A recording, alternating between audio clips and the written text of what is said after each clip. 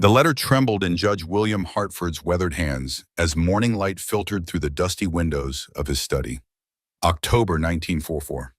The war in Europe raged on, but here in his retirement, surrounded by leather-bound law books and memories, the old man found himself drawn back to a different kind of conflict. A war fought not on foreign soil, but in the heart of a man who had lost everything and found something he never expected. His grandson Peter sat across from him, uniform crisp, orders for the Pacific Theater burning in his pocket. 22 years old and eager for glory, just as they all were at that age. Just as Marcus had been, all those years ago.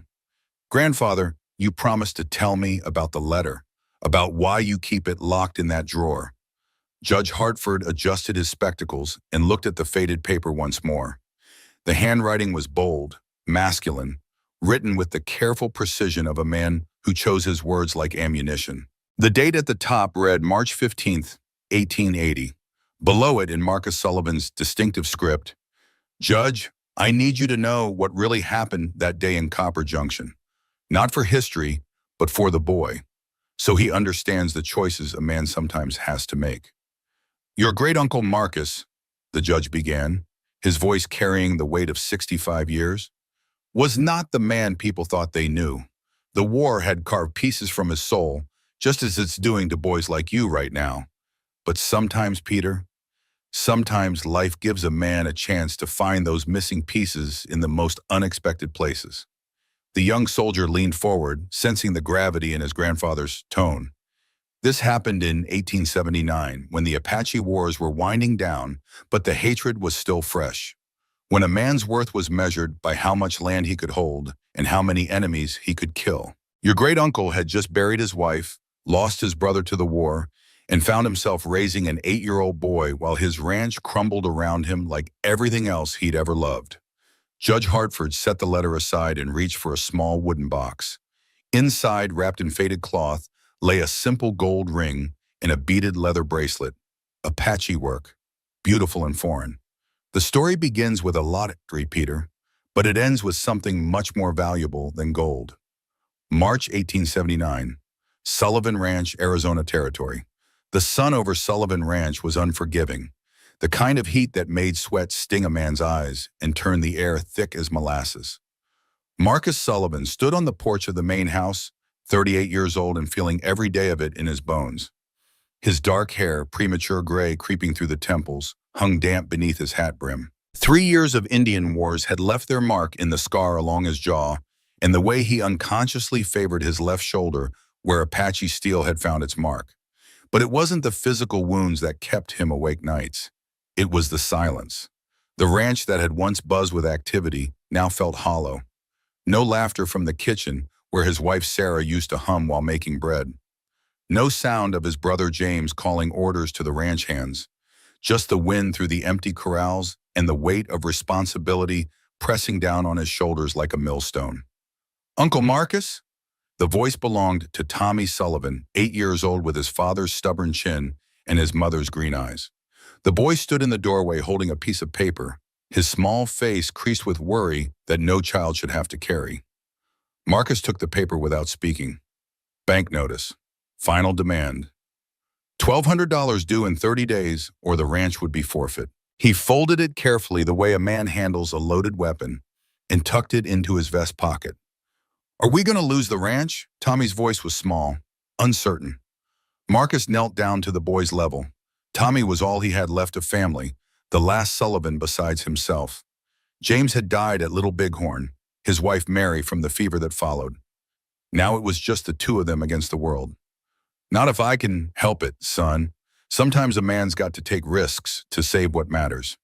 The boy nodded solemnly, trusting in the way children do when they have no choice. Marcus wished he felt half as confident as he sounded. The ranch books told a story of steady decline. Cattle prices had dropped after the war. The government contracts that had kept them afloat during the Indian campaigns had dried up. Neighboring ranchers, men who used to tip their hats in respect, now whispered about the Sullivan curse.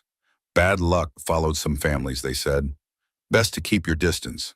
Marcus knew better. It wasn't luck that was killing the ranch. It was debt, plain and simple. Debt from the funeral expenses. Debt from the failed wheat crop. Debt from trying to keep too many ranch hands employed when there wasn't enough work to justify their wages. He was a soldier, not a businessman, and the numbers on the ledger might as well have been written in Apache script for all the sense they made. That evening, as he tucked Tommy into the narrow bed in the room they now shared, the boy looked up at him with those serious green eyes. "Uncle Marcus, do you ever wish things were different?" Marcus smoothed the boy's unruly hair. "Every day, son, but wishing doesn't change anything. A man's got to work with what he's given and try to make something better for the next fellow." "Is that what you did in the war?" The question hit harder than expected. Marcus had tried to shield Tommy from the worst stories, but the boy was smart. Too smart for his own good sometimes. "I tried to," Marcus said finally. "Sometimes I succeeded, sometimes I didn't. But trying is what separates a man from an animal." After Tommy fell asleep, Marcus sat on the porch with a glass of whiskey and stared out at the land his father had claimed 30 years earlier. Good grazing land with water rights and a house built to last generations. It should have been Tommy's inheritance, not a burden hanging around the boy's neck like a chain.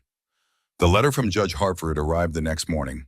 His grandfather, his father's father, the man who had practically raised him after his parents died. The judge was retired now, living in town, but his mind was still sharp as a razor. The letter was brief, written in the old man's careful script. "Marcus, I know about the bank notice. Don't do anything foolish. Sometimes the Lord provides opportunities in ways we don't expect. Come to town Thursday. Bring the boy. There might be something that can help your situation. Your devoted grandfather, William Hartford." Marcus read the letter twice, looking for hidden meaning. Judge Hartford was not given to false hope or empty promises. If he said there might be something, then there was something. The question was what and what it would cost. Thursday morning dawned clear and hot. Marcus hitched the wagon and helped Tommy onto the bench seat beside him. The ride into Copper Junction took 2 hours across rough terrain, past the abandoned Hendricks place, and through Miller's Creek, where the Apache had ambushed a supply wagon 3 years back. The burned remains of the wagon were still visible, sun-bleached wood and rusted metal, a reminder of how quickly civilization could turn savage. Tommy chattered during the ride, excited by the rare trip to town. He peppered Marcus with questions about everything they passed. Why was the Hendricks place empty? What happened to the Apache who used to live in the hills? Were there still gold mines working in the mountains? Marcus answered as best he could, but his mind was elsewhere. On the bank notice in his pocket, on the judge's mysterious letter, on the weight of responsibility that seemed to grow heavier with each passing mile. Copper Junction squatted in the desert like a collection of weathered bones. 3 main streets laid out in a rough grid, buildings that had seen better days, and people who looked like they were still waiting for them to come. The saloon dominated one end of Main Street, the church the other, with the general store, bank, and sheriff's office filling the space between like an uneasy truce between salvation and damnation. Marcus tied the wagon in front of the general store and lifted Tommy down. The boy's eyes were wide, taking in the bustle of town life. For a child who spent most of his time on an isolated ranch, Copper Junction might as well have been San Francisco. "Stay close," Marcus warned, "and if anyone asks, your name is Tommy Sullivan, and you're proud of it. Don't let anyone make you feel small for who you are." They found Judge Hartford in his office behind the courthouse, a small room lined with law books and smelling of pipe tobacco and old leather. At 75, the judge was still an imposing figure, tall and straight-backed, with piercing blue eyes that missed nothing. He embraced Marcus with genuine warmth and ruffled Tommy's hair with practiced affection. "You look tired, boy," the judge said, studying Marcus's face. "Tired and worried. That's no way for a Sullivan to face the world."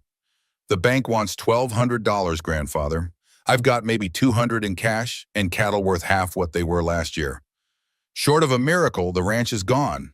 Judge Hartford poured himself a cup of coffee from the pot on his desk and gestured for Marcus and Tommy to sit.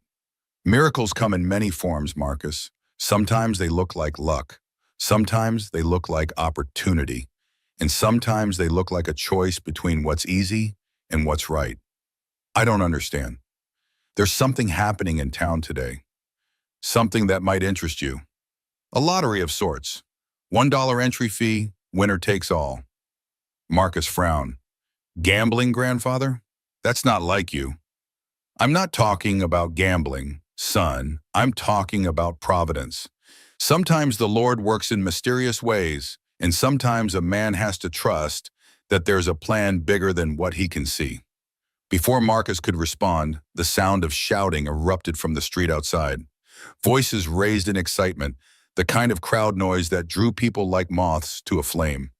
Judge Hartford checked his pocket watch. Right on schedule. Come along, both of you.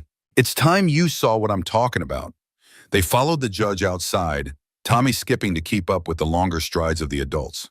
A crowd had gathered around a makeshift platform near the saloon. Maybe 50 people, mostly men, but some women and children mixed in.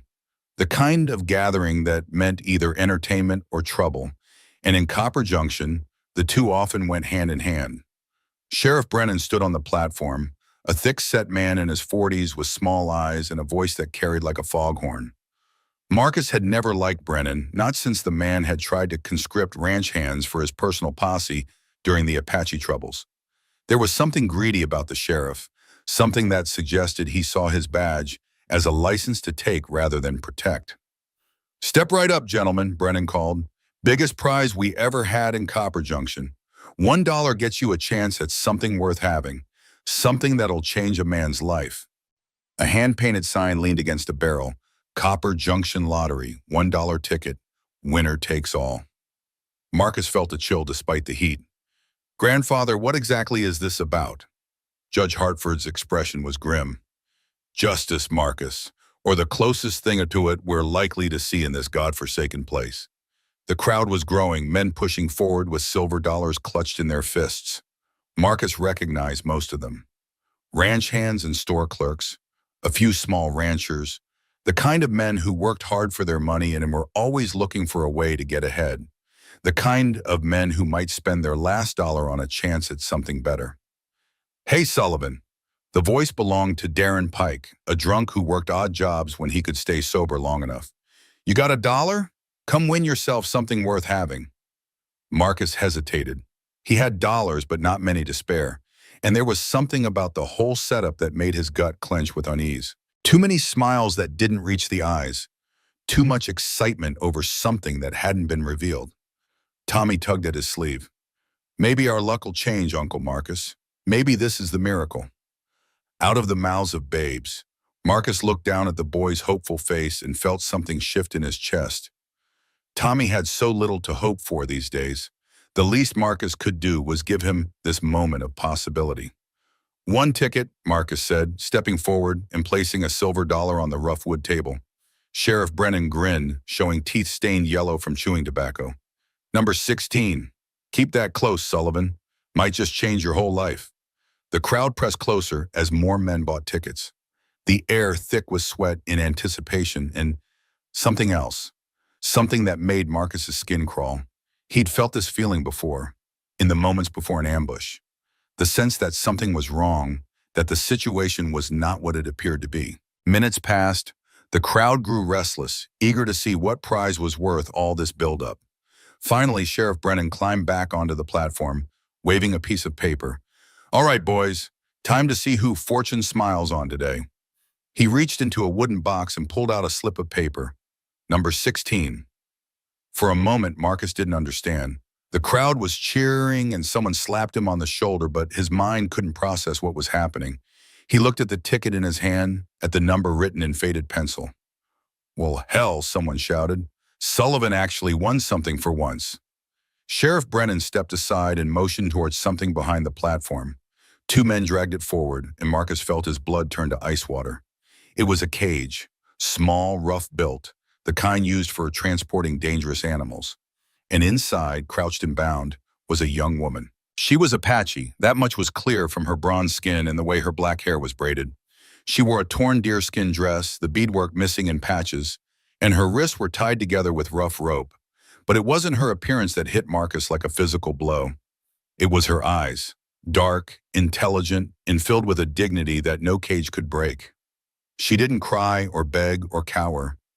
She looked out at the crowd with the steady gaze of someone who understood exactly what was happening and refused to be broken by it.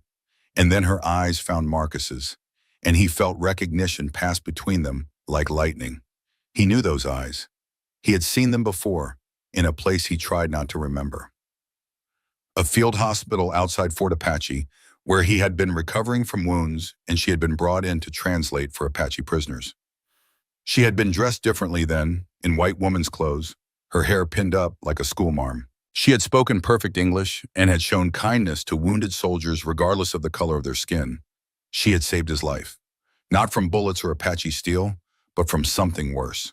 From the poison of hatred that was eating him alive after too many battles and too many friends buried in desert soil. She had reminded him that the enemy had faces, had families, had reasons for fighting that went beyond savagery. Her name was Ayana. It meant eternal blossom in Apache. He remembered because he had asked, and because she had smiled when she told him, the first genuine smile he had seen in months. Now she was here, in a cage, being offered as a prize in a sick lottery. The crowd's laughter stopped. Sheriff Brennan lifted his hand, proud as any ringmaster. "Gentlemen, your prize, a real Apache girl. Took 3 men to bring her in from the ridge. She's educated, speaks English, even knows some Spanish. Now she's the legal property of our lucky winner." The words hit Marcus like bullets. Property, legal, winner. The crowd was waiting for him to step forward, to claim his prize like a man claiming a new horse or a piece of livestock. Some were laughing, making crude jokes about what a man might do with such a prize. Others watched with the hungry eyes of men who wished they had won. Marcus felt sick. This wasn't a lottery. It was a slave auction dressed up as entertainment, and he was being asked to participate in it. Tommy's small hand slipped into his, the boy sensing the change in atmosphere, even if he didn't fully understand it. "Uncle Marcus?" Tommy's voice was uncertain. "What's happening?" Marcus looked down at his nephew, then back at the woman in the cage. Ayana's eyes met his again, and this time he saw something else in them. Not pleading, not hope, but a kind of weary recognition. She knew who he was too, and she was waiting to see what kind of man he had become. The crowd pressed closer, their excitement turning ugly with impatience. "Step up, Sullivan," Sheriff Brennan called. "Claim what's yours." Marcus felt the weight of every gaze in the crowd, the weight of Tommy's trust, the weight of his grandfather's mysterious words about choices between what's easy and what's right. And he remembered another weight, the weight of a dying Apache brave in his arms, shot down while carrying a white flag. The weight of orders he had followed even when he knew they were wrong. The weight of 3 years trying to forget the things he had seen and done in the name of civilization. He walked toward the train, his boots loud on the wooden platform. The crowd fell silent, sensing drama. Ayana watched him approach, her expression unreadable. "Unlock it," Marcus said quietly. Sheriff Brennan blinked. "Say again?" "Unlock the cage." "You sure about that, Sullivan? You walk her out. She's yours. Your responsibility, your problem. Rules say she belongs to you now."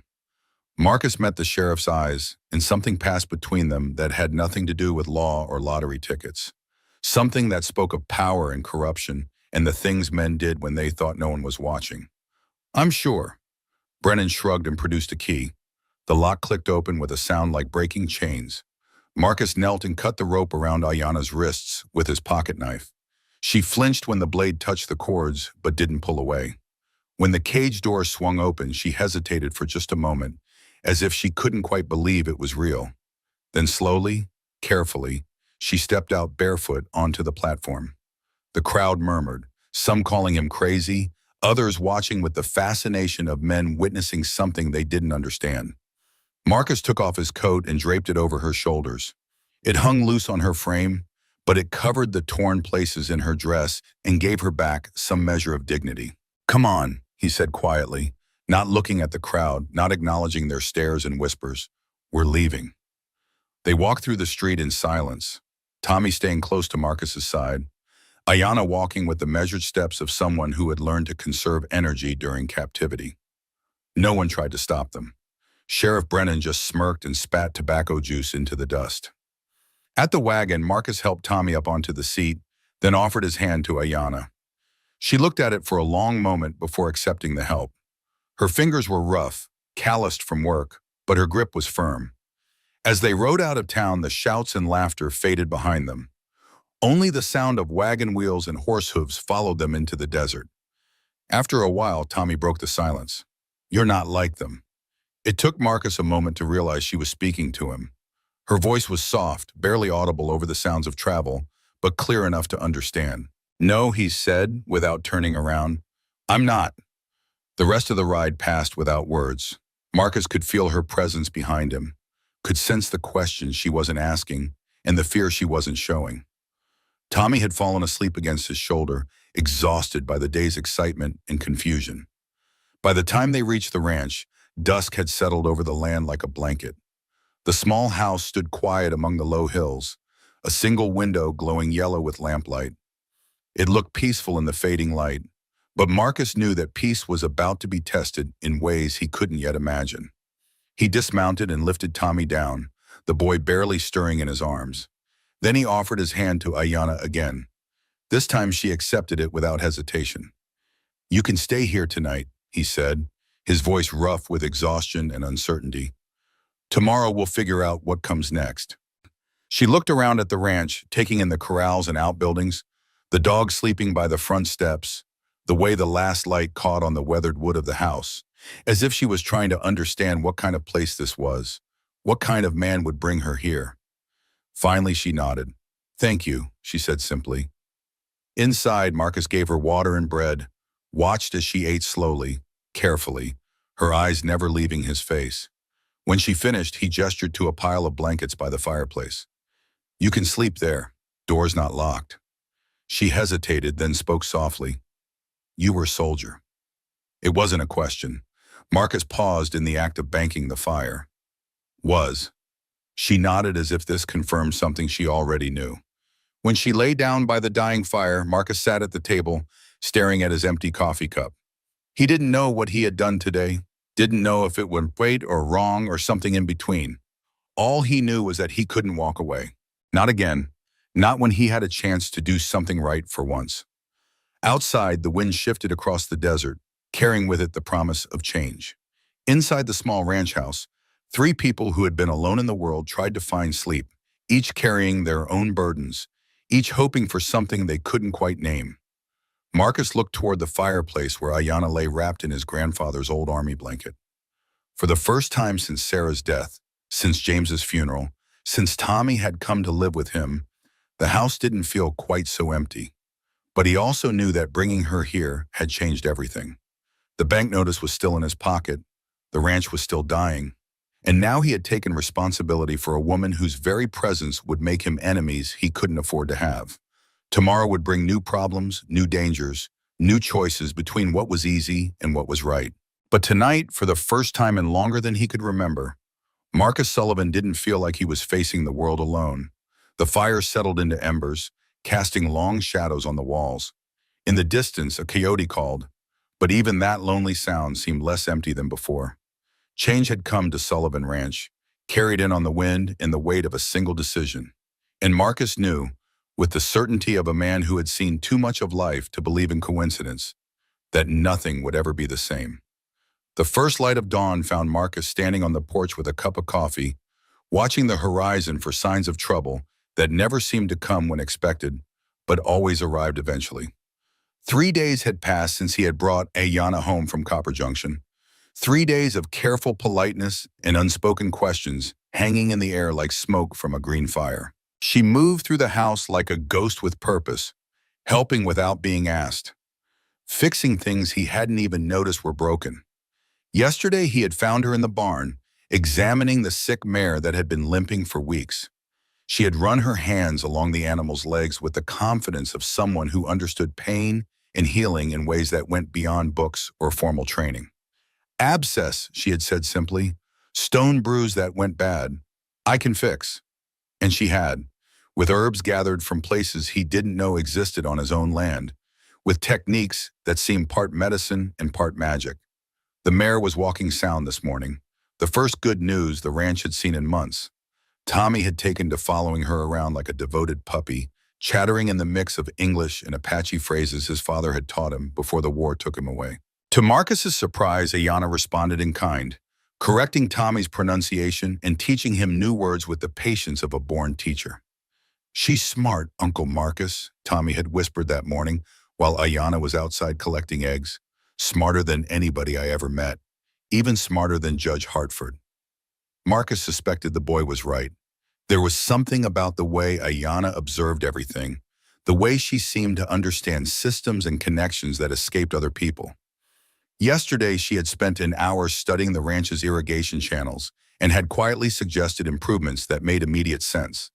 This morning, she had reorganized the tool shed with an efficiency that spoke of someone who understood work and the importance of having the right tool for the right job. But it was more than practical intelligence. There was something else, something that made him uneasy in ways he couldn't quite define. The way she sometimes paused in her work to listen to sounds he couldn't hear. The way her eyes tracked movement on the distant hills. The way she positioned herself in any room to have clear sight lines to all exits. She was watching for something. Or someone. The sound of approaching horses interrupted his morning contemplation. Two riders coming fast across the desert, dust plumes marking their progress like smoke signals. Marcus set down his coffee cup and moved inside to get his rifle. Old habits from the war years. Better to be ready and wrong than unprepared and dead. "Riders coming," he called softly to Ayanna, who was helping Tommy with his letters at the kitchen table. She looked up sharply, her whole body tensing like a wild animal sensing danger. "How many?" "Two, coming from town." She stood and moved to the window, careful to stay out of sight while she observed the approaching riders. After a moment, she relaxed slightly. "Not Apache," she said. "White men. Official business." Marcus frowned. "How can you tell?" "The way they sit their horses. Apache ride different. These men, they carry authority but no real danger. Yet." The riders pulled up in front of the house in a cloud of dust and jingling spurs. Marcus recognized them both. Deputy Walker, a young man barely out of his teens who took his badge too seriously, and Samuel Crawford, who owned the mercantile and served as the town's unofficial spokesman when important matters needed discussing. "Morning, Marcus," Crawford called from his saddle. "Mind if we have a word?" "Light and sit," Marcus replied, using the old frontier courtesy. "Coffee's hot if you want some." The two men dismounted and followed Marcus onto the porch. Deputy Walker kept glancing toward the house, clearly hoping to catch a glimpse of Ayanna. Crawford, older and more diplomatic, focused on Marcus with the intensity of a man delivering uncomfortable news. "Heard you won yourself something interesting at the lottery," Crawford began, accepting a cup of coffee with nods of thanks. "News travels fast." "Faster when it's the kind that makes people nervous," Crawford replied. "Some folks in town are asking questions about the propriety of the situation." Marcus leaned against the porch railing, rifle within easy reach but not obviously threatening. "What kind of questions?" Deputy Walker shifted uncomfortably. "Legal questions, Mr. Sullivan, about ownership and responsibility and such. Sheriff Brennan says the Apache girl is your property now, fair and square. But some people think maybe there should be paperwork, official documentation." "Documentation of what?" "Well," Crawford said it carefully, "she's not exactly livestock, is she? But she's not exactly a citizen either. Apache don't have the same legal standing as white folks. Creates a gray area in the law." Marcus felt anger building in his chest, the slow burn that had gotten him in trouble during his army days. "She's a human being, Crawford, not property to be documented." "Course she is," Crawford said quickly. "No one's saying otherwise. But the law is the law, and folks want to make sure everything's proper and legal. Can't have people thinking Copper Junction doesn't follow proper procedures." "What procedures would those be?" Deputy Walker pulled out a folded paper from his vest pocket. "Well, there's the matter of registration. Apache prisoners are supposed to be registered with the territorial government, and there's questions about her status. Is she a prisoner of war? A ward of the territory? He paused, clearly uncomfortable with the next word. "A slave?" The word hung in the air like a curse. Marcus felt his hand drift toward his rifle before he caught himself. Starting a fight with the law wouldn't help anyone, least of all Ayanna. "She's none of those things," Marcus said quietly. "She's a guest in my house." "That's all well and good," Crawford said. "But the law needs something more official, something that protects everyone involved, including you, Marcus. Some folks are saying you might be harboring an escaped prisoner. Others are saying maybe you're not treating her according to Christian principles. Meaning? Deputy Walker cleared his throat. Meaning she should be properly converted and civilized, sent to one of the mission schools where she can learn proper women's work and Christian values. There's a place up near Santa Fe that specializes in reforming Indian women. Before Marcus could respond, the screen door opened and Ayanna stepped onto the porch. She had changed from the torn deerskin dress into one of Sarah's old dresses, altered to fit her smaller frame. Her hair was braided simply and pinned back. She looked like any frontier woman except for the bronze of her skin and the watchful intelligence in her dark eyes. "Gentlemen," she said politely, her English clear and unaccented, "I couldn't help but overhear your conversation. Perhaps I can clarify some matters." Deputy Walker's mouth fell open slightly. Crawford recovered his composure more quickly, tipping his hat. "Ma'am, didn't realize you spoke English so well." "I was educated at the Santa Fe Mission School," Ayanna replied calmly. "I graduated with highest honors in 1876. I can read and write in English, Spanish, and Latin. I have studied mathematics through calculus, natural philosophy, theology, and jurisprudence. I taught school for 2 years before my capture." She paused, letting this information settle in before continuing. "I am not an escaped prisoner, as I was never officially imprisoned. I was captured by bounty hunters operating outside territorial jurisdiction who were paid for bringing in Apache regardless of their actual legal status. I am not a ward of the territory, as I am an adult woman of sound mind capable of making my own legal decisions. And I am certainly not a slave, as the 13th Amendment to the Constitution abolished slavery throughout the United States in 1865. The two men stared at her in stunned silence. Marcus felt something like pride stirring in his chest. This was not the broken captive they had expected to find. Crawford found his voice first. "Well, that's very impressive, miss. But the fact remains that you were won in a legal lottery, conducted under territorial law. That creates certain obligations and responsibilities." "For whom?" Ayanna asked, her tone remaining perfectly polite. "For Mr. Sullivan as as the winner." "And what specific legal code establishes those obligations?" Crawford shifted uncomfortably. "Well, Territorial Statute 847 regarding the disposition of captured hostile Indians." "Am I a captured hostile Indian, Mr. Crawford?" "Well, you're Apache." "Yes, I am Apache. But was I captured while engaged in hostile activities against the United States or its citizens?" Deputy Walker jumped in. "You're Apache. That's hostile enough." Ayanna turned to look at him with the same expression Marcus had seen teachers use on particularly slow students. "Deputy Walker, are you familiar with the legal principle of presumption of innocence? Or perhaps the constitutional requirement that citizens cannot be deprived of life, liberty, or property without due process of law?" "You ain't a citizen," Walker shot back. "Actually, under the Naturalization Act of 1870 and subsequent territorial statutes, any person of sound mind who can demonstrate literacy, moral character, and allegiance to the United States may petition for citizenship. I meet all those requirements." Crawford held up a hand. "Miss, I think you are making this more complicated than it needs to be. We're just trying to make sure everything is proper and legal, for everyone's protection." "Whose protection, specifically?" "Yours, for one. A young woman alone on a ranch with no legal status, no family, no protection under the law. What happens if something goes wrong? What happens if Mr. Sullivan decides he doesn't want the responsibility anymore? Where would you go? What would you do?" For the first time, Ayanna's composure flickered slightly.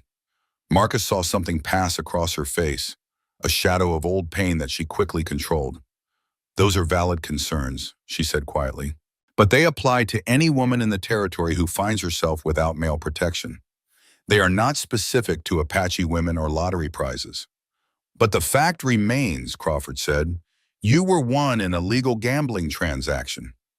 Under territorial law, that makes you property." Ayanna's voice remained calm, but Marcus heard the steel underneath. "Mr. Crawford, I want to make sure I understand your position. You are saying that a human being can be legally wagered in a gambling transaction and become the property of the winner?" Well, when you put it like that, it sounds like slavery, Ayana said simply, which, as I mentioned, was abolished by a constitutional amendment 14 years ago. Deputy Walker was turning red. You can't just use fancy lawyer talk to get around the law. I'm not using fancy lawyer talk, Deputy. I'm using the law itself. The supreme law of the land is I, and which supersedes territorial statutes when they conflict. Marcus watched this exchange with growing amazement. Ayana was systematically dismantling their arguments with the precision of a trained attorney, using their own legal framework against them. He had seen Judge Hartford do the same thing in court, backing opponents into logical corners they couldn't escape. Miss, Crawford said finally, I think you misunderstand our intentions. We're not trying to treat you as property. We're trying to help. By forcing me to register as something less than human? By making sure you're protected under the law. Protected from whom? From people who might want to take advantage of your situation. Ayana looked at him for a long moment. You mean people like Sheriff Brennan, who staged an illegal auction of human beings for entertainment? The silence that followed was profound. Crawford and Walker exchanged glances, clearly realizing they were in over their heads. Sheriff Brennan was operating within his legal authority, Walker said weakly. Was he? Under what statute does a county sheriff have the authority to conduct slave auctions? It wasn't a slave auction, Crawford protested. Then what was it? It was a lottery for entertainment, with a human being as the prize. Well, yes, but Mr. Crawford, Ayana said gently, there is no but in this situation. Either I am a human being with constitutional rights, or I am property that can be wagered in gambling transactions. The law cannot have it both ways.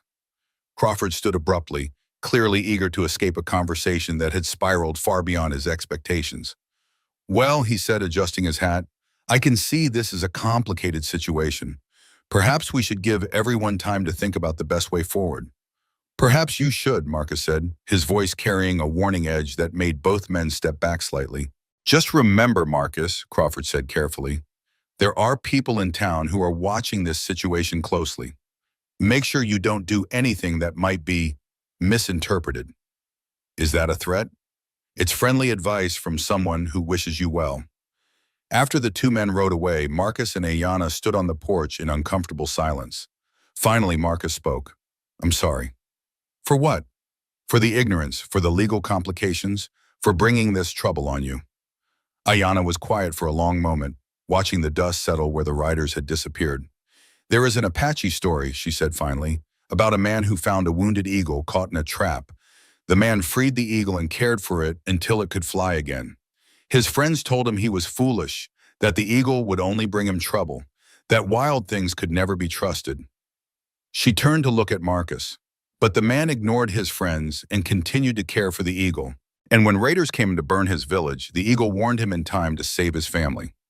The friends who had called him foolish were among those who died because they had no eagle to watch over them. Marcus frowned. What's the moral of that story? That wisdom sometimes looks like foolishness to people who cannot see beyond their own fear. Before Marcus could respond, Tommy burst through the screen door, his face bright with excitement. Uncle Marcus! Ayana! Come quick, there's something wrong with Goliath. They followed the boy to the main corral where the ranch's prize breeding bull was standing near the water trough, clearly in distress. The massive animal was pawing at the ground and tossing its head, foam flecking its muzzle. Its breathing was labored, and its eyes showed the whites of panic. When did this start? Marcus asked, his stomach dropping. Goliath was worth more than everything else on the ranch combined. Just now, Tommy said. He was fine this morning when I fed him, but then he started acting funny. Ayana approached the corral fence slowly, studying the bull's behavior with the focused attention of a trained diagnostician. Has he been eating anything different? New grass? Different feed? Marcus thought about it. Martinez brought some hay from the south pasture yesterday, first cutting from that field this season. Ayana nodded grimly. Poison. Probably loco weed or death camas. It grows in patches, easy to miss when you're cutting hay, especially early in the season when it looks like regular grass. Can you help him? She was already moving toward the barn. Maybe, if we caught it early enough, but we need to work fast. For the next 3 hours, Marcus watched Ayanna work with a skill and knowledge that would have impressed any veterinarian in the territory. From her small medical bag, she produced herbs and compounds he had never seen before, mixing treatments with the confidence of someone who had done this many times. She administered activated charcoal mixed with molasses to bind the toxins in the bull's stomach. She prepared an herbal tea from plants she had gathered during her walks around the ranch, explaining that it would help the animal's liver process the poison. She monitored his pulse and breathing, adjusting treatments based on subtle changes in his condition. Tommy helped throughout, following her instructions precisely and asking intelligent questions that she answered patiently. Marcus found himself relegated to the role of assistant, bringing water and tools as requested, marveling at the depth of her knowledge. My grandmother was a medicine woman, Ayanna explained as she prepared another treatment. She taught me the old ways before I went to the mission school. The nuns disapproved of such knowledge, called it pagan superstition, but I never forgot it. By late afternoon, the bull's condition had stabilized. The animal was standing calmly, showing no signs of distress, even chewing his cud contentedly. "He'll be fine," Ayanna said, wiping her hands on a cloth. "But you'll need to check that hay carefully, burn any bales that show signs of poisonous plants, and test new pastures before letting cattle graze there." Marcus stared at her in amazement. "Where exactly did you learn to do that?" "From my grandmother," as I said, "but also from years of necessity. When you live close to the land, when your survival depends on understanding the relationship between plants and animals and people, you learn to see things that others miss." "Thank God for that," Marcus said. "If we'd lost Goliath—" He didn't finish the sentence, but they all understood. Losing the bull would have been the final nail in the ranch's coffin. There would have been no hope of paying off the bank debt, no future for Tommy, no ranch to call home. "You saved us," Tommy said, looking at Ayanna with open adoration. "You saved the whole ranch." Ayanna smiled, the first truly happy expression Marcus had seen from her. "We saved the ranch," she said, "all of us together." That evening, as they sat down to dinner, Marcus found himself looking at Ayanna with new eyes. She was not the helpless victim he had rescued from a cage. She was a survivor, a woman of remarkable skills and knowledge who had chosen to use those abilities to help him and Tommy, despite having every reason to distrust and resent white people. "Ayanna," he said carefully, "there's something I need to tell you, something I should have mentioned before." She looked up from her plate, immediately alert. "I knew you before the lottery. We met at the field hospital outside Fort Apache 2 years ago.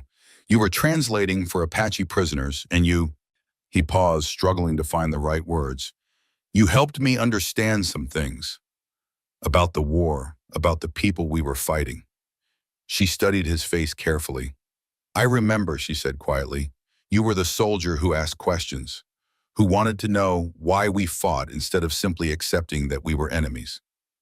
You changed how I saw things, how I saw the Apache, how I saw myself and what I was doing in that uniform. And I remember a soldier who treated Apache prisoners as human beings worth listening to instead of animals to be penned up and forgotten." They looked at each other across the table, both remembering that brief encounter in a place of pain and healing, both understanding that it had led them to this moment in ways neither could have predicted. "So when you saw me in that cage," Ayanna said, "you weren't saving a stranger." "No," Marcus admitted. "I was paying a debt, and maybe finding something I didn't know I was looking for." Tommy looked back and forth between them, sensing undercurrents he didn't fully understand, but recognizing the importance of the moment. "Does this mean Ayanna's really going to stay?" he asked hopefully. Marcus looked at Ayanna, knowing that the decision wasn't really his to make, despite what the law might say. "That's up to her," he said. Ayanna was quiet for a long moment, considering her options. The weight of everything that had happened, everything that might happen, everything she had lost and might yet find. "I have nowhere else to go," she said finally. "My people think I am dead or worse. The Apache ways I knew as a child are disappearing, pushed aside by reservation life and government policies. The white world accepts me only as long as I pretend to be something I am not, only as long as I deny the Apache part of myself." She looked around the small kitchen, at Tommy's hopeful face, at Marcus's steady gaze. But here, maybe I can be both. Here I can use what I learned at the mission school and what my grandmother taught me. Here I can help build something instead of just surviving. Then stay, Marcus said simply. There will be trouble, she warned. People like Crawford and Deputy Walker won't give up easily, and there are others in town who see any Apache as a threat to be eliminated. Then we'll face the trouble together. Ayanna smiled, and this time it reached her eyes. Together, she repeated, as if testing the word. Later that evening, after Tommy had gone to bed, Marcus and Ayanna sat on the porch watching the stars emerge in the clear desert sky. The silence between them was comfortable now. The silence of people who had found common ground. Marcus, Ayanna said finally, there's something you should know about why I was really captured, about why Sheriff Brennan was so interested in acquiring me specifically. He turned to look at her, seeing the seriousness in her expression. The bounty hunters didn't just happen to find me at the mission school. Someone told them where to look. Someone who knew I would be there, knew my schedule, knew exactly how to find me. Who? I don't know for certain, but I have strong suspicions. She paused, choosing her words carefully. There are people who profit from keeping Apache and whites at war with each other. People who make money from conflict and chaos, from government contracts and military campaigns. They don't want peace, and they especially don't want Apache who can bridge the gap between the two worlds. Marcus felt a chill that had nothing to do with the evening air. You think someone specifically targeted you? I think someone wanted to make an example, show that even educated, Christianized Apache are still just savages who can be bought and sold like livestock. The lottery. Exactly. It wasn't about entertainment or even about the money. It was about humiliation. About proving that no matter how civilized an Apache might appear, we are still property to be disposed of at white men's pleasure. Marcus thought about Sheriff Brennan's satisfied smirk, about the cruel laughter of the crowd, about the way the whole event had been staged for maximum degradation. But it backfired, he said, because I didn't play along with their game. Because you chose to see a human being instead of a prize, Ayanna corrected. That choice has consequences, Marcus, for both of us. She was quiet for a moment, then continued in a voice so low he had to strain to hear. There's something else, something that makes this even more dangerous than you know. What? Ayanna looked out at the dark horizon as if she could see threats moving in the distance. I know the location of a hidden Apache treasure cache, gold and silver that my people have been accumulating for generations, along with sacred artifacts that are priceless to collectors back east. It's worth more money than most people see in a lifetime. Marcus felt his blood chill. How much more? Enough to buy a small army, enough to change the balance of power in the entire territory. The implications hit him like a physical blow. Brennan knows about this? He suspects. Last year, bounty hunters captured my mother. They tortured her for information about Apache hideouts and treasure locations. She died rather than tell them anything. But not before they learned that I might know what she wouldn't reveal. Marcus closed his eyes, trying to process this new level of complexity. So this isn't just about you personally. It's about money. A lot of money. Money and power, and the kind of men who will kill anyone who stands between them and both. As if summoned by her words, the sound of approaching horses drifted across the desert air. Multiple riders this time, coming fast in the darkness. But these riders were different from the morning visitors. These were moving with purpose, with the coordination of a military unit. Marcus stood, automatically reaching for his rifle. How many? Ayanna listened intently, her Apache-trained senses picking up details that escaped him. 7, maybe 8, coming from different directions. Apache? She shook her head slowly. No, these are white men, but they're not alone. As she spoke, a different sound emerged from the darkness. The soft whisper of moccasins on stone, the barely audible movement of people who had learned to walk without disturbing the desert silence. Apache? Marcus asked again. This time Ayanna smiled, and there was something fierce and proud in her expression. My family, she said simply. From the darkness beyond the corrals, a figure emerged, tall, powerfully built, with the bearing of a natural leader. He wore traditional Apache clothing but carried modern weapons, a combination that spoke of a man who understood both worlds and refused to be limited by either. Chief Running Bear, Iana said, standing and walking toward the Apache leader. My father. Marcus felt the world shift around him once again.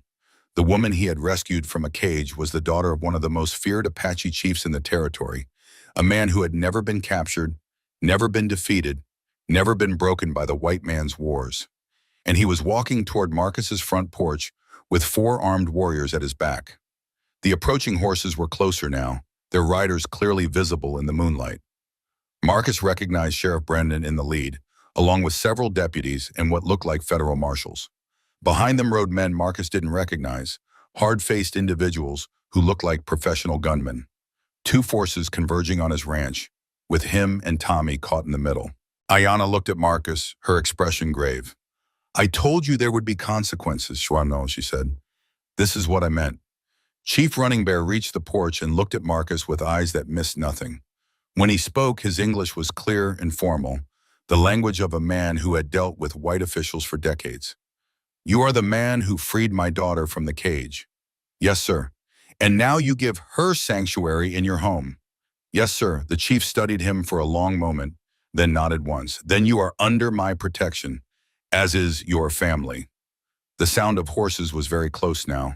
Within minutes, they would be surrounded by armed men with conflicting agendas and no interest in peaceful resolution. Chief Running Bear's warriors melted back into the darkness, invisible but present. Brennan's posse drew closer, their intentions clear and hostile. And Marcus realized that everything that had happened up to this point had been merely the opening moves in a much larger and more dangerous game. A game where the stakes were higher than he had ever imagined, and the rules were about to be written in blood. The confrontation that would determine their fate was about to begin. The tension in the air was so thick, Marcus could taste it, metallic like blood or gunpowder. Sheriff Brennan's posse had spread out in a rough semicircle around the front of the ranch house, their horses snorting and stamping in the dust. 12 men in total, 3 federal marshals with polished badges and cold eyes, 4 county deputies who looked more nervous than confident, and 5 hired gunmen who carried themselves with the casual deadliness of professional killers. Chief Running Bear stood motionless on the porch, his presence commanding despite being outnumbered 2-1. His warriors had vanished into the darkness so completely that Marcus began to doubt he had seen them at all.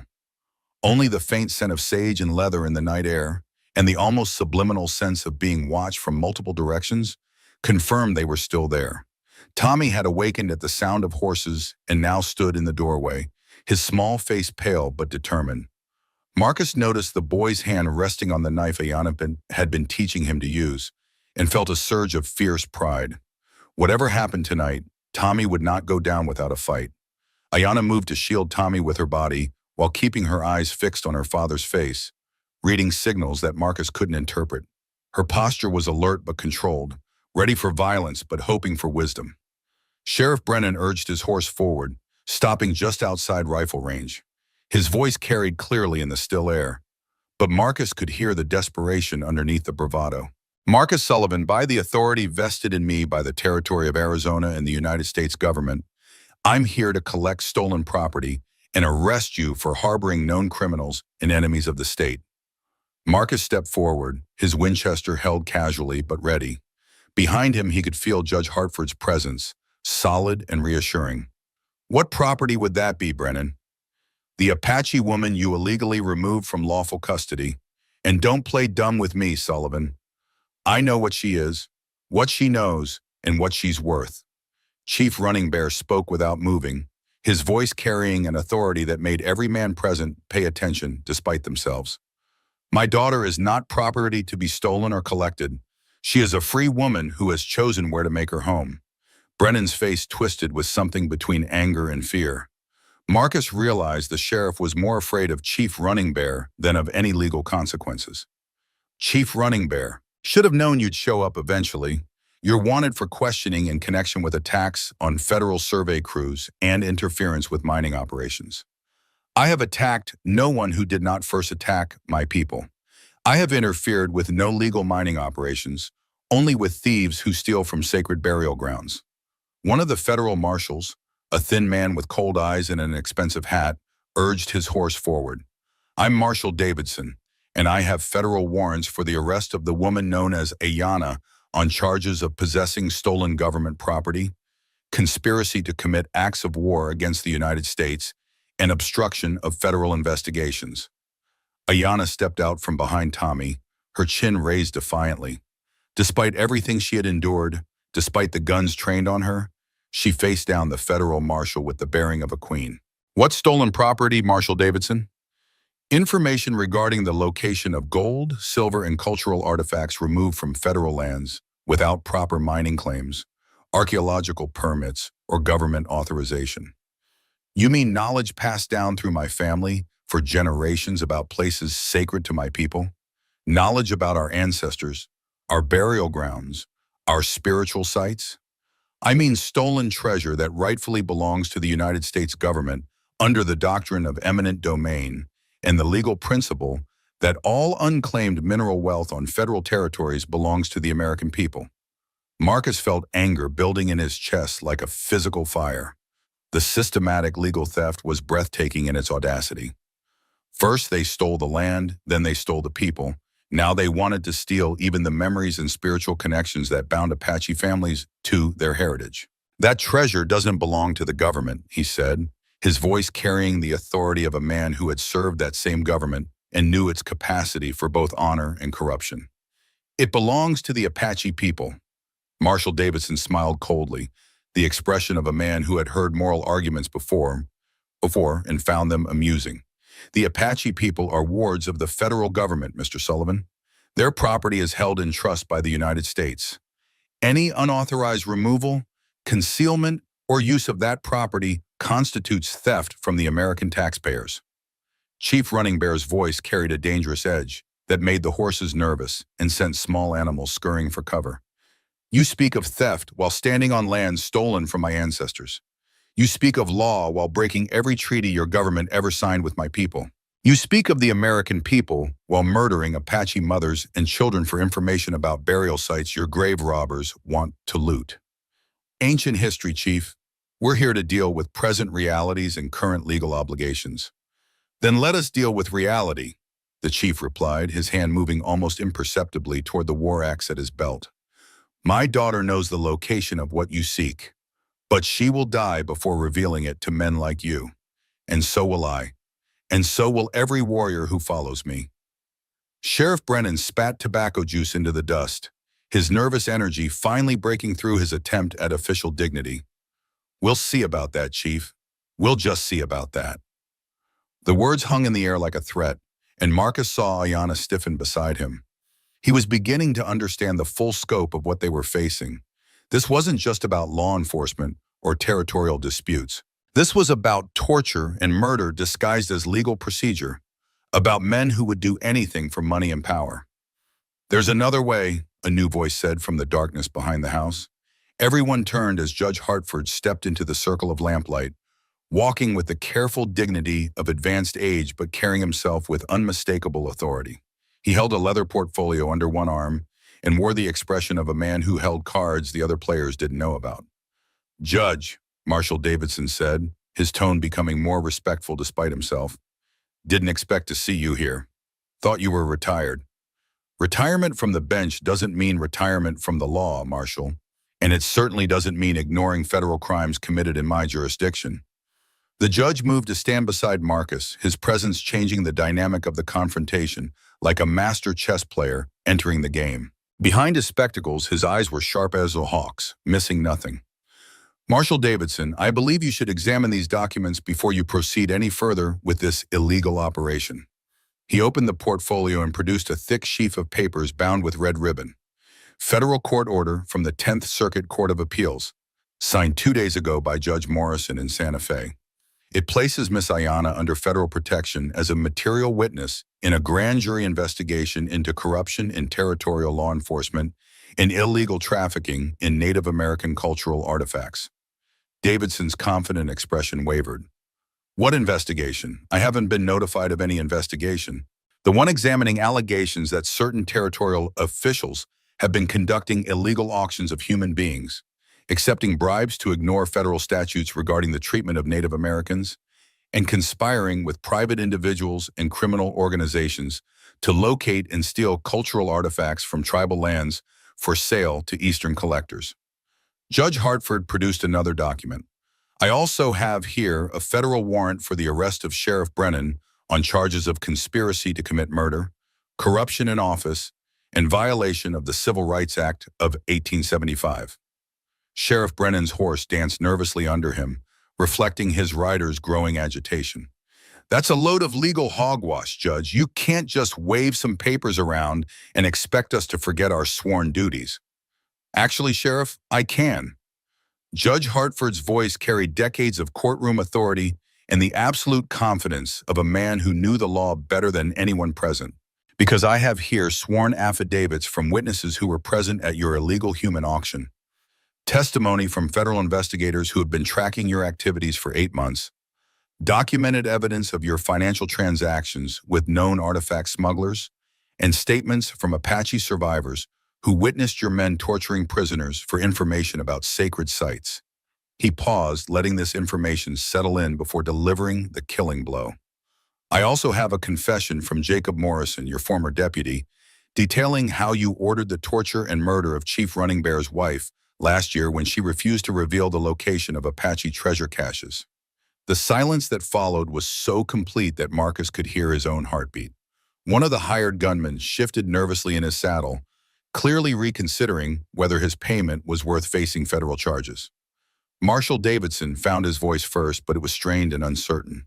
Judge, if there's an ongoing federal investigation, then these charges against the Apache woman are fraudulent, the judge finished calmly, manufactured to give you legal cover for kidnapping, torture, and theft.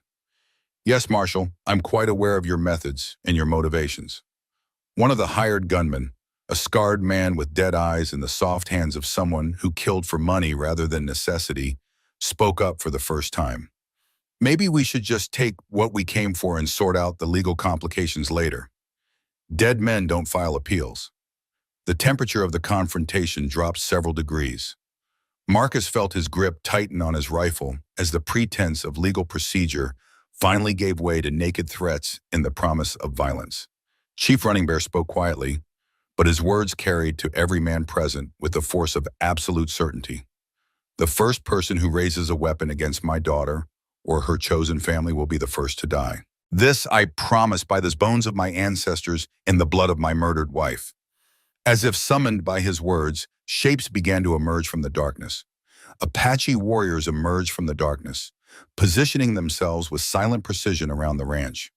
The hired gunmen reached for their weapons, then froze when they realized they were surrounded.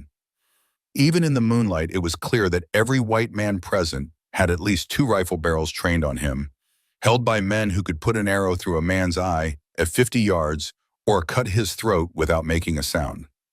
Gentlemen, Judge Hartford said mildly, as if discussing the weather, I believe this would be an excellent time to reconsider your options and choose the path of legal compliance over criminal resistance. Marshal Davidson's horse was dancing sideways, the animal sensing its rider's fear and reflecting it in nervous energy. This is still a federal matter, Judge. These Apache are interfering with official business. What Apache? The judge asked innocently. I see concerned citizens of the Arizona Territory exercising their constitutional right to bear arms while observing a legal proceeding. Unless you're suggesting that Native Americans don't have constitutional rights, because that would be a very interesting position for a federal marshal to take in an official capacity. Sheriff Brennan was sweating heavily despite the cool night air, his earlier bravado completely gone. You're all going to hang for this, threatening federal officers, harboring criminals, conspiring with hostiles against the United States government.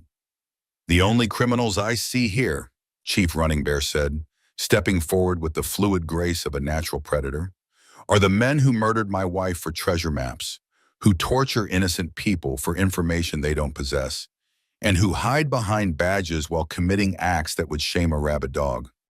The chief's hand moved to his knife with such smooth precision that several of the hired gunmen flinched involuntarily. Sheriff Brennan, the chief continued, his voice carrying the weight of absolute judgment, you gave the orders? You told the bounty hunters what questions to ask, what methods to use, how much pain was acceptable in pursuit of your goals. You wanted the location of our sacred places, our burial grounds, our hidden caches of gold and artifacts accumulated over generations. That's not, I was just following orders from Washington. Whose orders? Judge Hartford asked sharply. From whom, specifically? Brennan's mouth opened and closed like a fish gasping for air. I, Senator Aldrich, he said it was a matter of national security. Ah, the judge said with satisfaction. Senator Aldrich of the Senate Committee on Western Territories. The same Senator Aldrich who owns controlling interest in the Western Mining Consortium, which has been acquiring mineral rights on former Apache lands through fraudulent surveys and forged documents. He produced yet another document from his seemingly bottomless portfolio. Federal arrest warrants for Senator Aldrich and 12 of his business associates, signed by a federal judge in Washington, D.C. The conspiracy you've been part of, Marshall Davidson, extends far beyond Arizona territory. We're talking about systematic theft of Native American cultural heritage, murder for profit, and corruption at the highest levels of government. Davidson's face had gone pale. You can't prove any of this. Actually, I can, because Miss Ayana isn't the only Apache who survived your systematic campaign of murder and interrogation. There are others who escaped, others who witnessed what you did, others who are now prepared to testify in federal court under the protection of the United States Marshal Service. Chief Running Bear nodded slowly. My people have long memories, Marshal. We remember every broken treaty, every murdered family, every act of cruelty committed in the name of law and order. We remember everything, and now we have someone with the authority and integrity to ensure that justice is finally served. One of the hired gunmen, apparently deciding that his payment wasn't worth a lifetime in federal prison or a quick death in the Arizona desert, slowly raised his hands and began backing away from his horse. I'm out, he announced loudly enough for everyone to hear. This ain't what I signed up for. I hired on to help arrest some renegade Indians, not to fight federal marshals and commit treason. Two of his companions quickly followed suit, leaving only the most hardened professionals and the most desperate men with Brennan and Davidson. You're making a mistake, Judge, Davidson said, his voice carrying a note of genuine desperation. There are bigger forces at work here than territorial corruption. Men in Washington who want this treasure found and secured for the national interest. Men who can destroy your career, your reputation, your family. Men like Senator Aldrich, the judge asked with a slight smile. I'm afraid the senator is going to be rather busy dealing with his own legal problems for the foreseeable future. And as for my career, Marshal, I'm 85 years old. What exactly do you think you can threaten me with that age and conscience haven't already prepared me for? The judge opened his portfolio once more and produced a final document, handling it with the reverence due to something precious and long-awaited. Federal pardon for Chief Running Bear and all Apache warriors under his command, signed by the President of the United States himself. Full amnesty for any actions taken in defense of Apache cultural heritage and in resistance to illegal government operations. He looked up at the chief with something approaching paternal pride. You see, old friend, I've been working on this for quite some time. Marcus felt the world shift around him once again. The elderly judge, his grandfather, the man who had raised him after his parents died, was speaking to Chief Running Bear like an old friend, like family. Judge, he said carefully, how exactly do you know Chief Running Bear? The old man looked at Marcus with eyes that held decades of secrets and the weight of choices that had shaped history. Because Marcus, Chief Running Bear is my cousin. His grandmother and my mother were sisters. I am as much Apache as I am white, and I have spent my entire career trying to find a way to bridge the gap between two worlds that should never have been at war. The revelation hit like lightning. Judge Hartford, the pillar of territorial justice, the man who had devoted his life to law and order, was half Apache. Everything he had done, every legal strategy he had employed, every careful move in this elaborate game had been in service of protecting his mother's people while working within the white man's legal system. Sheriff Brennan finally cracked under the weight of revelations that kept reshaping everything he thought he knew. It wasn't my idea. None of it was my idea. They came to me with orders from Washington, with money and authority and threats if I didn't cooperate. I was just following orders from people with more power than God. The same defense used by war criminals throughout history, Judge Hartford observed coldly. It wasn't valid at Nuremberg, and it isn't valid here. Judge, I got a family, Brennan pleaded, his voice breaking. Kids who need their father, a wife who depends on me. I was just trying to make enough money to give them a better life, to get out of this God-forsaken territory and start over somewhere clean. By torturing and murdering other people's families? Ayanna asked, her voice carrying a pain that cut through the night air like a blade.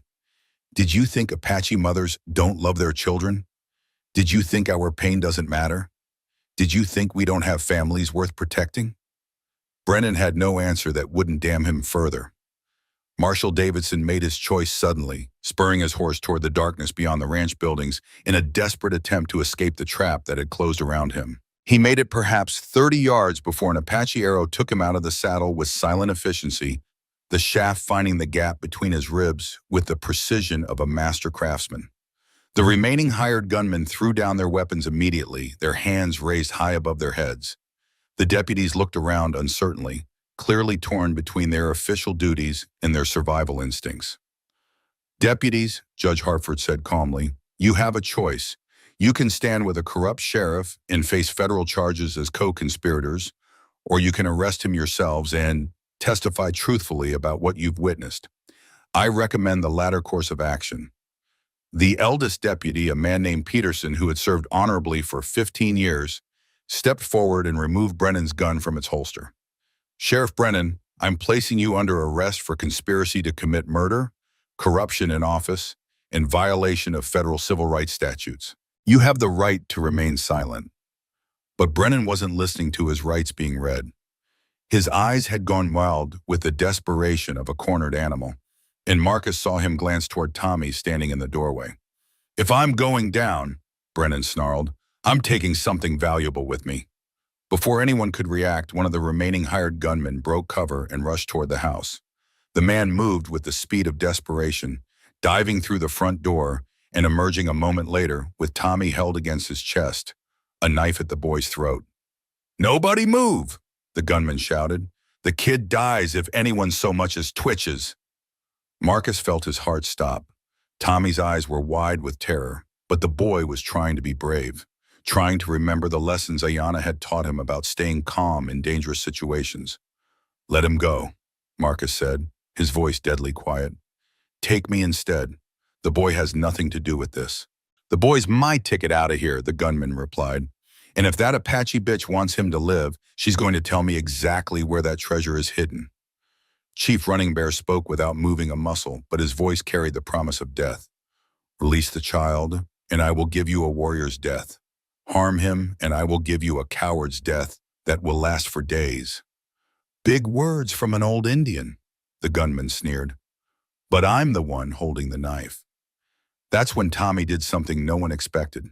Instead of struggling or crying, he spoke clearly in Apache, using words Ayanna had taught him. The gunman, confused by the foreign language, loosened his grip slightly. It was the opening Chief Running Bear had been waiting for. Moving with speed that seemed impossible for a man his age, the chief drew his knife and sent it spinning through the air with deadly accuracy. The blade took the gunman in the shoulder, spinning him around and forcing him to release Tommy. Marcus was already moving, covering the distance to his nephew in 3 long strides and sweeping the boy into his arms. Behind him, he could hear Brennan cursing and struggling against the deputy's restraints. It's over, Sheriff, Judge Hartford said with finality. The conspiracy is broken, the evidence is documented, and justice will be served. But Brennan wasn't finished.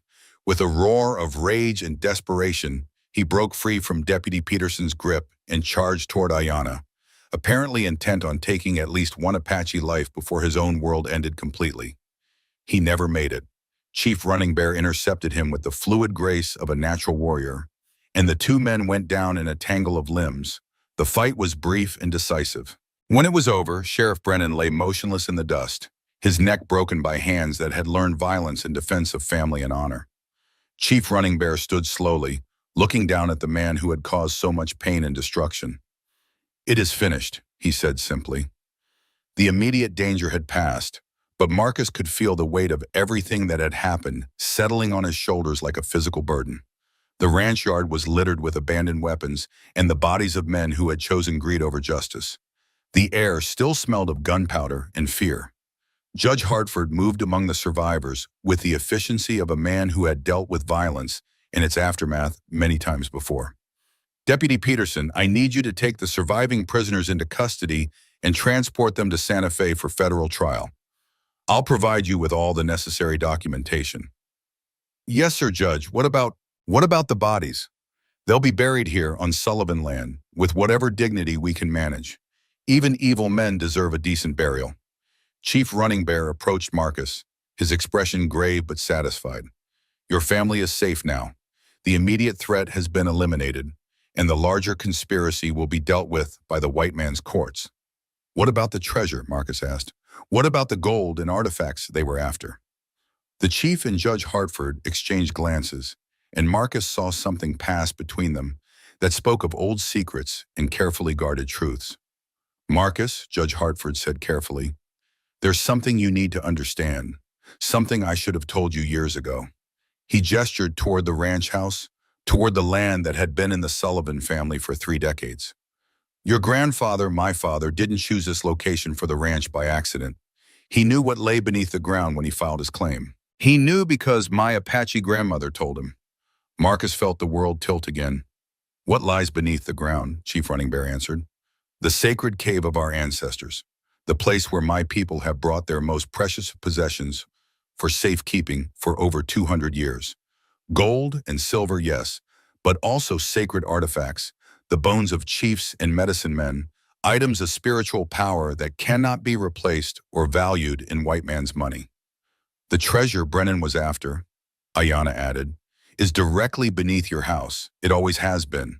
That's why he arranged the lottery, why he wanted me alive and cooperative. He needed someone who could navigate the sacred caves without destroying them or triggering the Apache protections that guard them. Marcus stared at his home with new eyes. You mean all this time while we've been struggling to pay off the ranch, sitting on something that doesn't belong to you, Judge Hartford said firmly. Something that belongs to the Apache people, held in trust for future generations. Your grandfather knew that. He built the ranch here not to exploit the treasure, but to protect it. The judge opened his portfolio one final time and produced a document that looked older than the others, written on different paper with different ink. This is your grandfather's original deed to this land. Read the conditions he wrote into it. Marcus took the paper with trembling hands and read aloud by the lamplight. The Sullivan family shall hold this land in perpetual trust for the Apache people, protecting and preserving the sacred sites contained thereon, and sharing the benefits of the land equally between the Sullivan heirs and the Apache nation. He looked up at the judge in amazement. He made us partners, equal partners. He made you family, Chief Running Bear corrected, in the way that matters most, not by blood, but by choice and honor and shared responsibility. Tommy, who had been listening to this conversation with the wide-eyed attention of a child learning that the world was far more complex and wonderful than he had imagined, spoke up suddenly. Does this mean we're rich, Uncle Marcus? Everyone laughed, the sound cutting through the tension and fear that had dominated the night. It was Judge Hartford who answered. It means you're wealthy in ways that matter, Tommy. It means you have family that extends beyond blood. It means you have responsibility to use whatever resources you have to build something better for the future. And yes, Ayanna added with a smile, it probably means you won't have to worry about the bank taking the ranch anymore. Over the following weeks, as the legal aftermath of that violent night was sorted out and the various trials and investigations proceeded through the federal courts, the truth of Judge Hartford's words became clear. The compensation from the federal government for the wrongful persecution of Ayanna and other Apache victims was substantial. The partnership established by Marcus's grandfather provided access to enough gold and silver to secure the ranch's future for generations.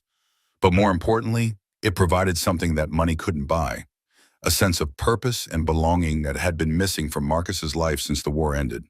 3 months after the confrontation, on a crisp autumn morning when the desert air carried the promise of winter and change, Marcus and Ayanna were married in a ceremony that bridged two worlds as completely as their love bridged two hearts. Chief Running Bear performed the Apache portions of the ceremony, speaking words in his native language that seemed to bind not just bride and groom, but all their families together in bonds that transcended blood and race and history. Judge Hartford provided the legal formalities, witnessing their signatures on documents that would make their union recognized in courts and churches throughout the territory. Tommy served as ring bearer and translator, proudly carrying the simple gold band that had belonged to Marcus's grandmother, while explaining Apache customs to the assembled guests in both languages. Watching the boy move effortlessly between English and Apache, between white traditions and native ceremonies, Marcus saw the future that Ayanna had spoken of, a generation that would belong fully to both worlds. The wedding guests included ranchers and townspeople who had once viewed Apache with suspicion and fear, sitting beside Apache warriors who had fought against white expansion for decades. The ceremony itself became a symbol of what was possible when people chose understanding over hatred, cooperation over conflict. When Judge Hartford pronounced them husband and wife according to the laws of God and the territory of Arizona, and Chief Running Bear declared them bound together according to the sacred traditions of the Apache people, Marcus felt a completeness he hadn't known was possible. That evening, as the celebration continued under a canopy of desert stars, Ayanna drew Marcus aside for a private conversation. "Are you ready for what comes next?" she asked. "What comes next?" She smiled and placed his hand on her still flat belly. "A child who will be both Apache and white, both Sullivan and Running Bear. A child who will grow up knowing that love is stronger than hatred, that family is bigger than blood, that honor matters more than wealth." Marcus felt tears sting his eyes as the full implications hit him. "When?" "Spring," she said, "when the desert blooms and the world turns green with new life." They stood together looking out over the ranch that had become so much more than either of them had ever imagined. In the distance, they could see the lights of other homesteads, other families building their futures in the harsh beauty of the Arizona territory. Some of those families were white, some were Mexican, and now, thanks to the legal precedents established by Judge Hartford's careful work, some were Apache. "What do you think Tommy will say about having a little brother or sister?" Ayanna asked. "I think he'll be the best big brother any child could ask for," Marcus replied. "He's already learned more about responsibility and courage than most men twice his age." As if summoned by their conversation, Tommy appeared at their side, his face flushed with excitement from the evening's festivities. "Uncle Marcus, Ma Ayanna," he said, using the names that had become natural to him. "Chief Running Bear wants to show me the sacred caves tomorrow. He says it's time I learned about the other half of my heritage."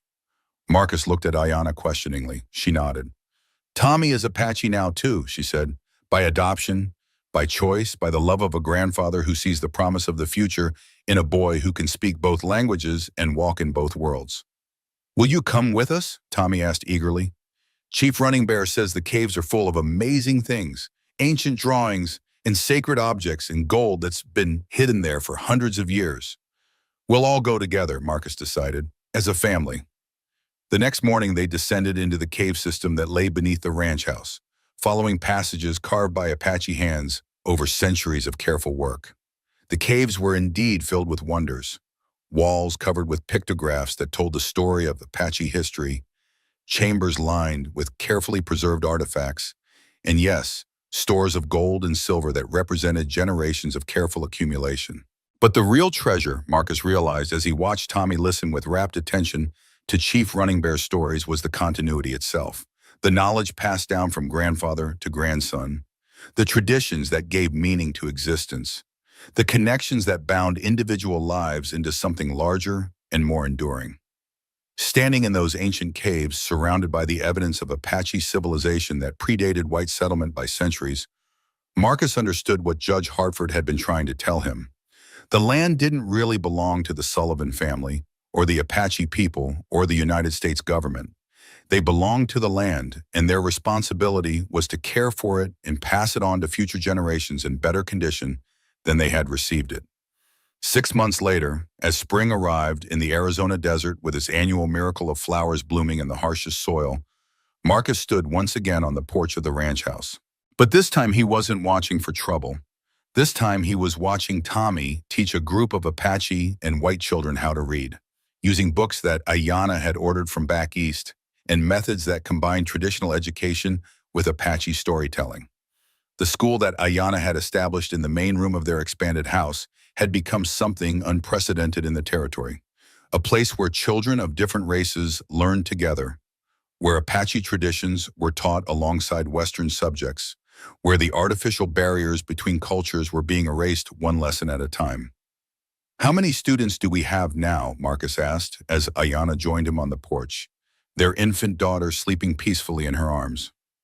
43, she replied with satisfaction.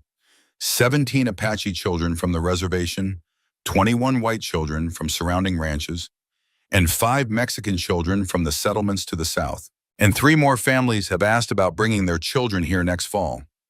Marcus looked at the mixed group of children and saw the future that he and Ayanna were building together. A future where race mattered less than character, where heritage was celebrated rather than hidden, where the mistakes of the past didn't have to be repeated by the next generation. "What do you think she'll grow up to be?" he asked, nodding toward their sleeping daughter. "Whatever she chooses," Ayanna replied, "but I hope she'll be someone who builds bridges instead of walls, who sees possibility instead of limitations, who chooses love over fear."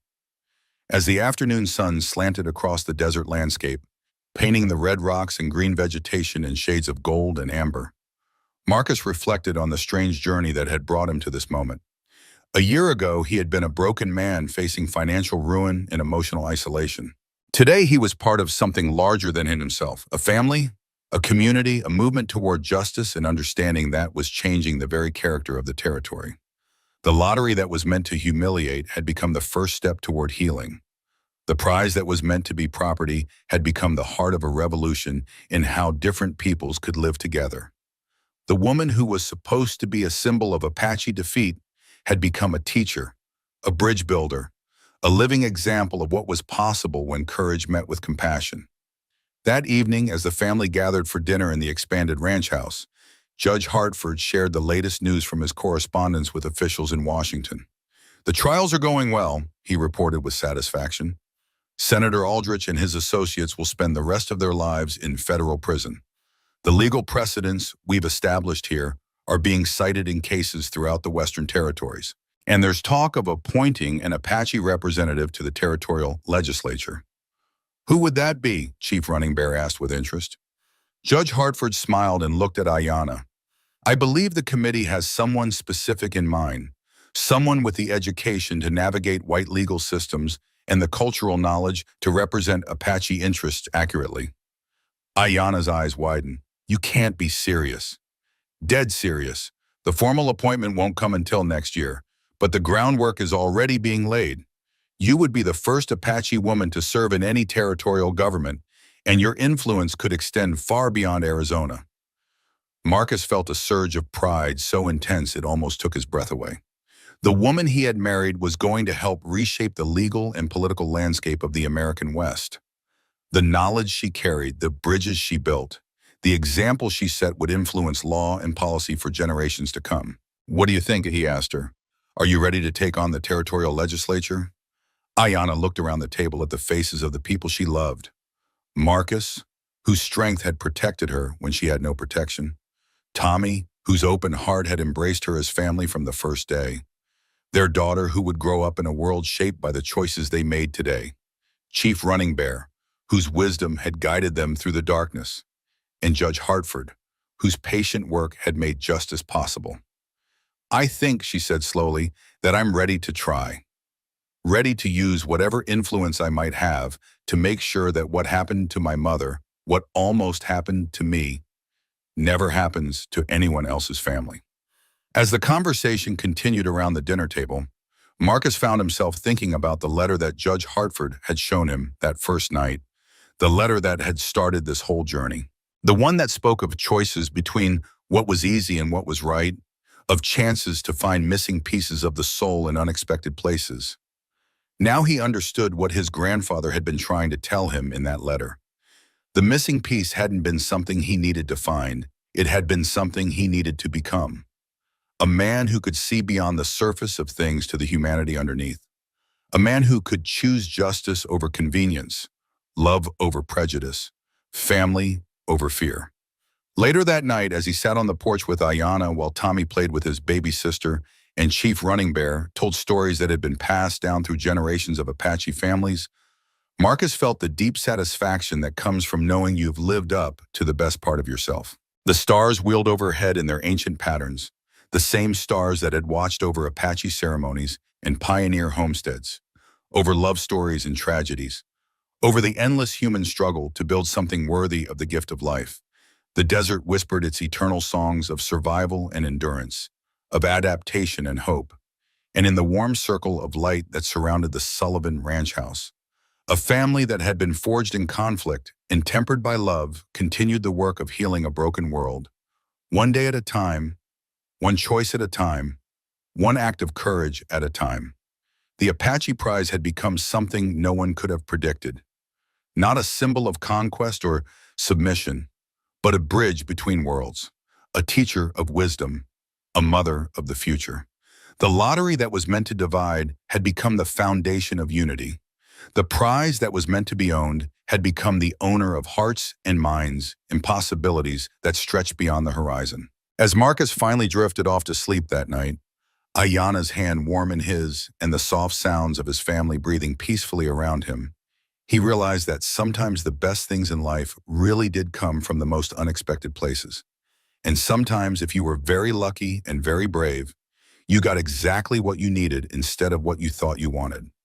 The treasure had always been there, waiting to be discovered, not buried in Apache caves or hidden in secret locations, but present in every choice to see humanity in others, every decision to choose understanding over hatred, every act of courage that built bridges instead of walls. The Apache Prize had turned out to be the greatest treasure of all, proof that love could triumph over prejudice, that justice could emerge from injustice, and that the future could be better than the past if people had the courage to make it so.